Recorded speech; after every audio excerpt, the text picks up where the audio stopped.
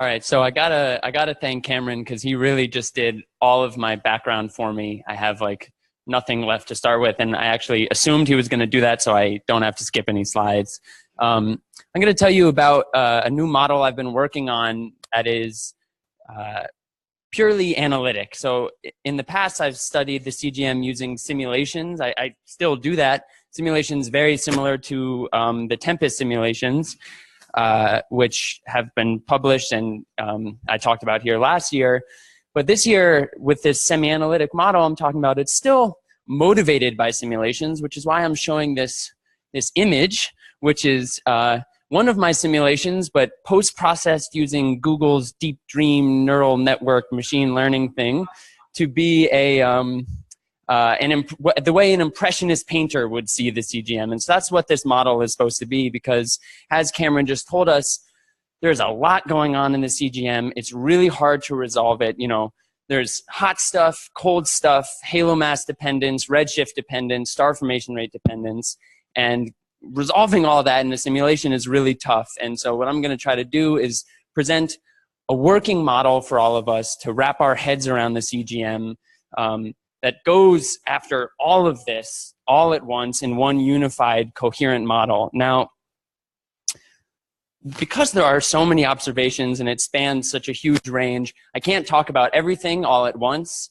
So I'm just going to sort of scratch the surface on this model, give you a teaser, and if you're interested, come invite me to give an hour-long talk. The observations I'll focus on today are the COS halos like observations Cameron was telling us about. It's Milky Way mass type halos and low redshift. And as Cameron said, they pretty much all show oxygen 6 and H1 absorption.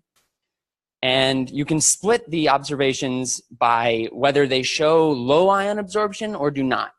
And this has been seen in the COS halo sample and also by Todd Tripp back in 2008. And so these no-low observations I have a ton to say about, but I'm going to sort of skip them today, because what's really nice about having low ionization absorption is it allows you to do photoionization modeling. And these are some recent results from X's recent paper, where they take the low ions, the silicon-2, the carbon-2, and they assume that all that stuff is sitting in the same gas as the neutral hydrogen. And you do your photoionization modeling and you find a density and a temperature that is consistent with the observations. And that seems completely reasonable. And what's a little frightening is metallicities that range from 1/30th to 3 times solar. And you get cold gas masses. This is just the cold gas at 10 to the 4 Kelvin within 150 kpc of a 10 to the 11 solar masses. Now, getting at James's question, a 10 to the 12 solar mass halo to fill the whole baryon budget only needs 10 to the 11 solar masses within the entire CGM to fill the budget. And what these observations seem to be pointing at are all of that being in cold gas fairly close to the central galaxy. And that's totally different from what we've seen in the simulations. So the model I'm going to tell you about now is a way to still match all these observations, but to give very different answers for these quantities. And the way we do that is by assuming a multi-phase. Now, so this isn't all sitting in the same density and temperature. It's at a range of densities and temperatures. Now, as a simulator, when building this model, I started with simulations. So I took my simulations, which Cameron pretty much just described. They're very similar to the Tempest ones, high resolution, isolated, idealized, like 100 parsec to a kiloparsec, all the way out to the virial radius resolution. And here you see the pressure profiles. And here you see the density profiles from these simulations. These are consistent with most of the cosmological simulations. And so as a starting point, I said, why don't I just call these power laws? Pretty good approximation. And now in the real version of this model, these power laws, the normalizations, the slopes, and the extents are all tied to star formation activity and mass accretion history, which there's been a lot of really good work on. But for today, this quick sketch just say we have a power law, it's motivated by the simulations. Now, on top of these bulk properties, this is the total enclosed mass and this is the total pressure, we need to paint on a multi-phase structure. So here's some of my simulations, and you can see in the density projection and temperature projection, there's clear signs of multi-phase structure, and these were designed with the goal of resolving the CGM. At the inner regions here, we have 100 parsec resolution, and we're still not converged on the cold clumps. So, it seems like Mike McCourt might be right, and maybe we do need a parsec or a tenth of a parsec. So that's why I went to pencil and paper, because we can use infinite resolution. So here is my new simulation, my new model.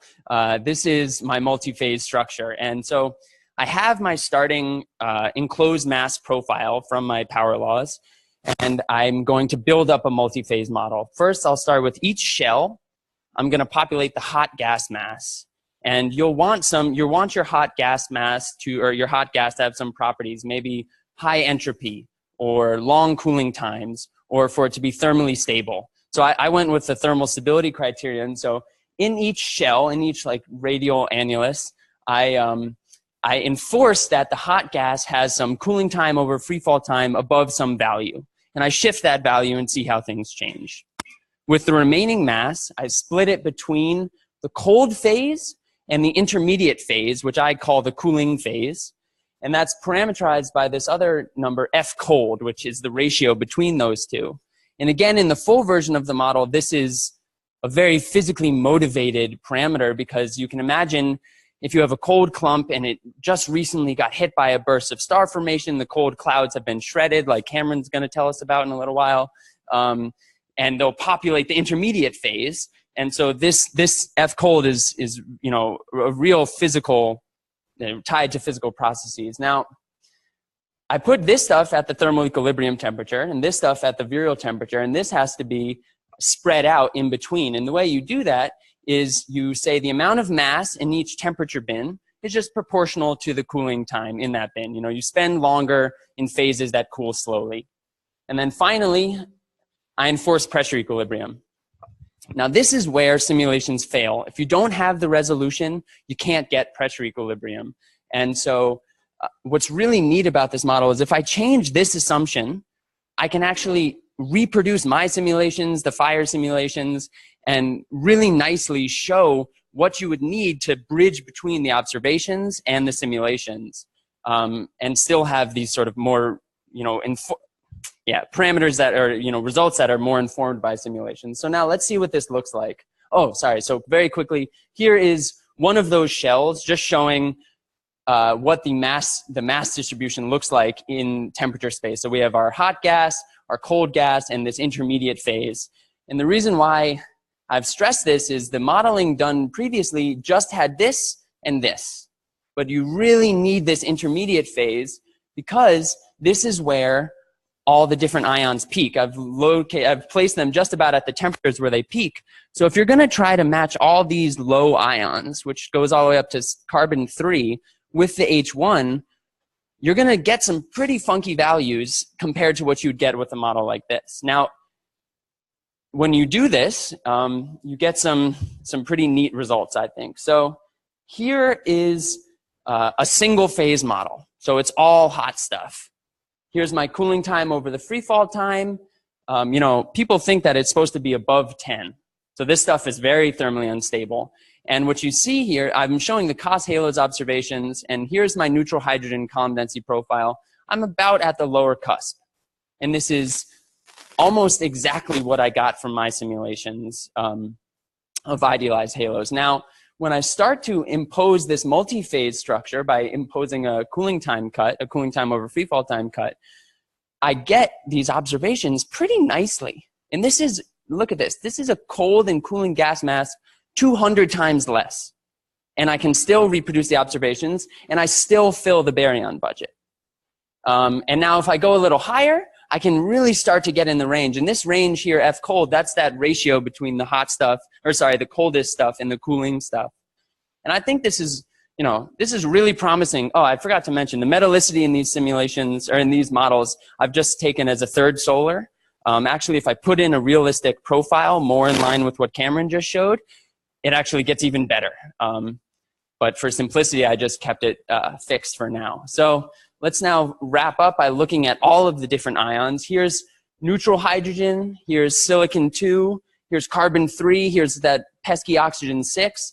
And you can see this is starting to look pretty good. And this is really just scratching the surface of what I think this model can do. And it's really in line with everything the simulations have taught us, but just going a little farther by giving us that, that unattainable resolution. Now, okay, so I didn't get to talk about this, so, I have a lot to say about the kinematics and stuff like that, but I'll just wrap up by saying that if you include a real multi-phase model when you're interpreting the simulation, or interpreting the observations, which is what we think we should have from simulations, you can get cold gas masses way lower than have been inferred in metallicities that are solar or lower.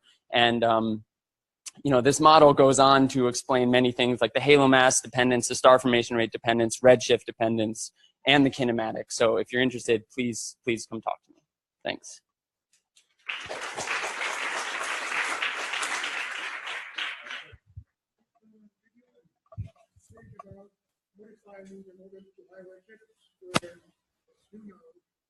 There are four streams which may contain this clump in them, or may not, and may do themselves with equilibrium.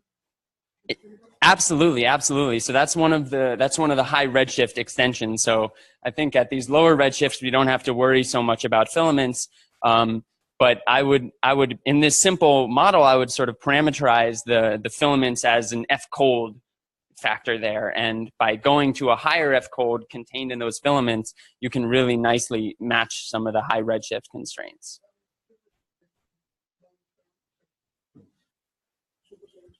Well, I think they're still going to be in pressure equilibrium. Yeah, and so that's the only requirement I need. Yeah, I just say cold gas in pressure equilibrium. Yeah.